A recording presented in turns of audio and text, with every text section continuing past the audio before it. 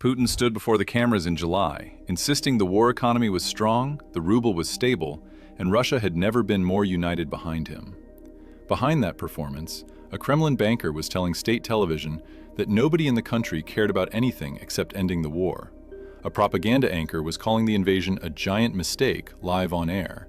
And a lawyer who once helped destroy Vladimir Putin's enemies was demanding he stand trial as a war criminal. The question isn't whether Putin still holds the presidency. He does.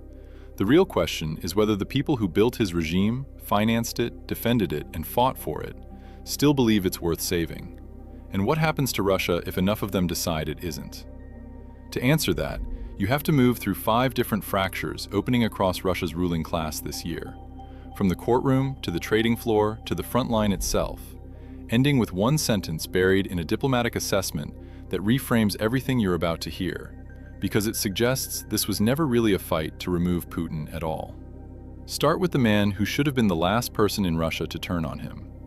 Ilya Remezlo spent roughly a decade working for the presidential administration, and by his own account, he helped build the legal case that sent opposition leader Alexei Navalny to the remote northern prison where he later died. He is no ordinary disgruntled nationalist. On the evening of March 17th, that same man published a manifesto to his 90,000 Telegram followers. He wrote that Putin had waged a dead-end war against Ukraine that had already cost up to 2 million casualties, destroyed the economy, and crushed all domestic opposition.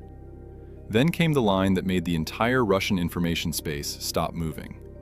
Putin is not a legitimate president, he wrote, and must resign and be brought to trial as a war criminal and a thief. Within 48 hours of publishing the manifesto, Remezlo was in a psychiatric ward. Here's where it gets strange. In a country that has spent years quietly incarcerating critics for a decade or more, authorities released him after just 30 days, and he did not go quiet. The pro-Kremlin blogger vowed to remain in Russia and continue a public anti-Putin fight. He told reporters plainly what he thought was actually happening behind the scenes. A very big battle for power is going on, he said, and the security services and the presidential administration are very much in conflict. That sentence alone should have been the story, but it wasn't over. In July, 4 months after his manifesto, police caught up with him again, and this time they weren't sending him to a hospital. Russian law enforcement arrested the blogger for allegedly spreading false information about the military, a charge carrying a maximum sentence of 10 years in prison. One man's arc, from Kremlin enforcer to prisoner, tells you dissent inside the system carries a price. It does not tell you whether that dissent is isolated or symptomatic. For that, you have to look at the people with far more to lose than a Telegram following. Hermann Gref runs Sberbank, Russia's largest bank, and he has spent years as one of Putin's most trusted economic voices. In the summer, he stopped playing that role. He told state television that ordinary Russians are increasingly feeling the economic effects of the war, worsened by Ukrainian drone strikes on Russia's oil refineries, and said he didn't believe there was anyone in the country whose primary concern was anything other than ending the hostilities as soon as possible. This wasn't Gref's first collision with the Kremlin's official optimism. The previous September, Putin had publicly slapped down Gref's claims that the economy was stagnating, telling the Eastern Economic Forum that lending hadn't stopped, only that growth had slowed. Gref kept talking anyway.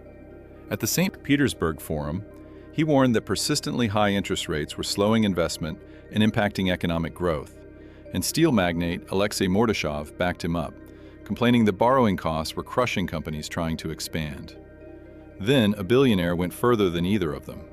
Fertilizer magnate Andrei Melnichenko, a man who built his fortune quietly and rarely spoke publicly about politics, laid out Russia's possible futures in stark terms. He described several possible Russian futures: fragmentation and anarchy, subordination to China, impoverished dependence on Europe, or a North Korea-style fortress state locked in permanent conflict. None of those futures include victory. None of them include Putin's version of Russia's destiny. And Melnichenko wasn't finished, because reports began circulating that he and others in his position were doing more than talking. According to Kiev Post's reporting, elites are reportedly moving billions abroad in preparation for a potential mutiny, prompting increased security around Putin's Valdai residence. Money doesn't lie about confidence. When the people closest to the regime start quietly shipping their wealth out of the country, they're not betting on stability, they're hedging against collapse. So here's the sharper version of the question running underneath all of this.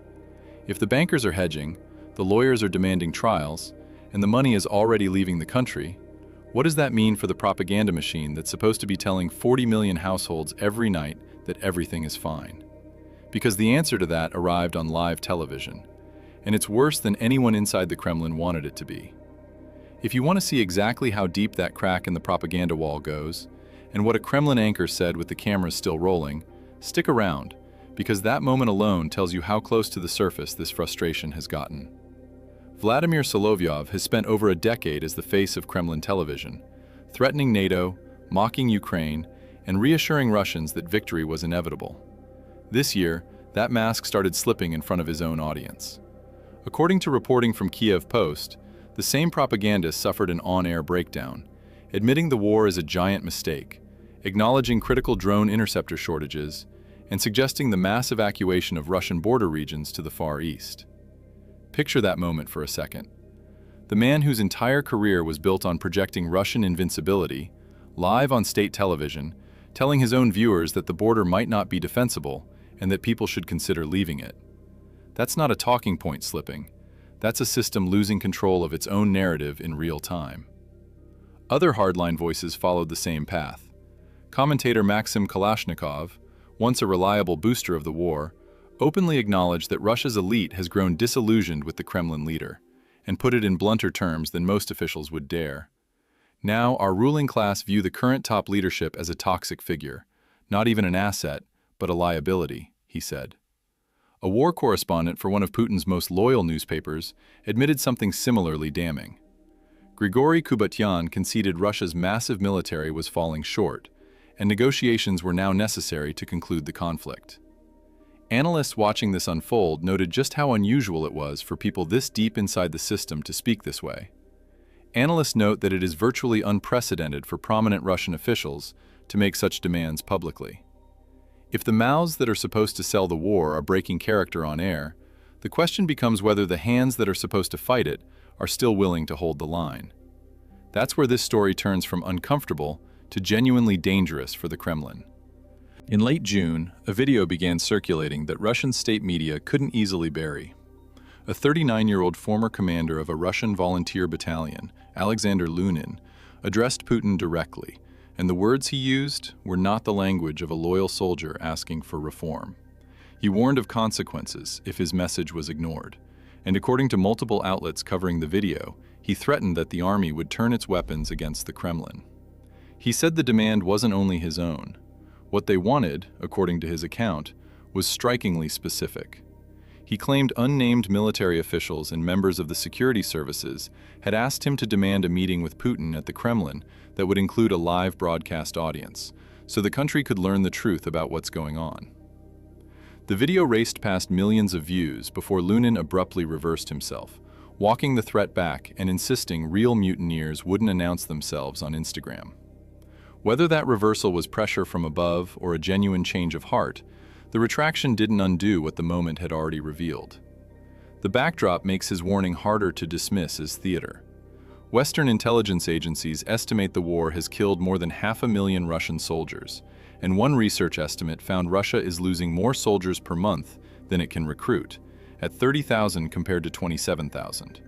An army bleeding out faster than it can refill itself is an army where grievances travel fast, and Lunin's video suggests they're no longer staying inside the barracks. If soldiers are questioning the war out loud, ordinary Russians are questioning something even more immediate: whether there will be enough fuel and grain to get through the harvest. And the person who said so wasn't an activist. She sits inside the very parliament that's supposed to rubber stamp the Kremlin's version of events. Nina Ostanina chairs the State Duma's Family Protection Committee, hardly a rebel's post. In July, she posted something on her Telegram channel that read like an indictment of her own government. She accused the Russian government of concealing the true scale of the country's fuel crisis, saying nearly a third of Russia's refineries have been knocked out of commission, a fact deputy prime ministers and ministers have refused to acknowledge. Her warning carried a specific, visceral image. She asked why the agriculture minister and the deputy prime minister overseeing him were staying silent on the eve of the harvest season, when the country could be left without bread, which, under conditions of international sanctions, is tantamount to death. She wasn't only worried about dinner tables. She tied the crisis directly to the ballot box. She warned the crisis could shape the outcome of September's State Duma elections, and noted that gas stations in the Vladimir and Moscow regions were already cordoned off with tape. That's the picture underneath the Kremlin's talking points. Empty pumps behind police tape, a harvest at risk, and a member of Putin's own legislature saying so on the record weeks before an election. Meanwhile, the man at the center of it all was reportedly retreating further behind his own security detail, the same reporting on elite capital flight noting increased protective measures around his residence at Valdai. So, by every account so far, the lawyer, the banker, the anchor, the soldier, and the lawmaker are all pointing at the same conclusion: that confidence in Putin's leadership is cracking from every direction at once. Here's the piece almost nobody is saying out loud, and it changes what all of this actually means. Kremlin watchers examining Remislow's case didn't conclude his outburst was random personal disillusionment. They traced it to something structural.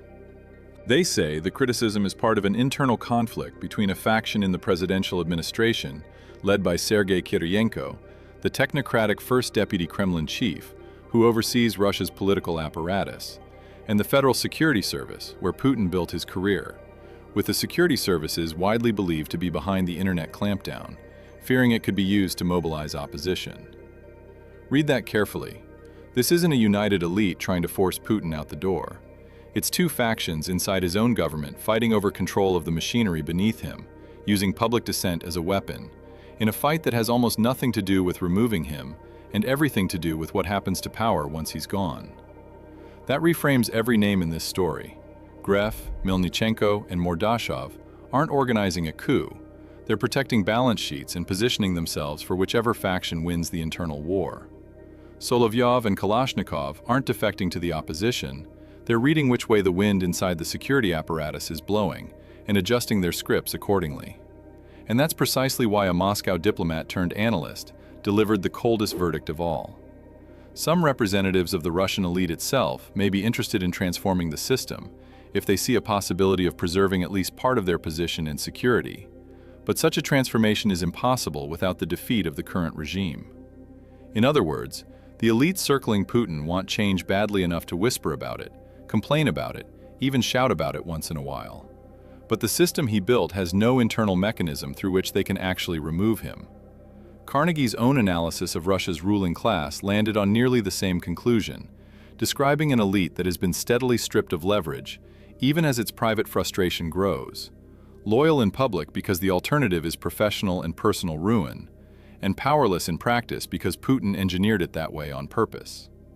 That's the sentence this story has been building toward. The mutiny isn't coming from outside the walls, it's trapped inside them, with nowhere to go.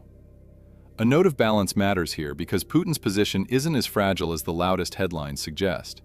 His August summit reception on American soil was read by many observers as a genuine political win, reinforcing his image of stability at home.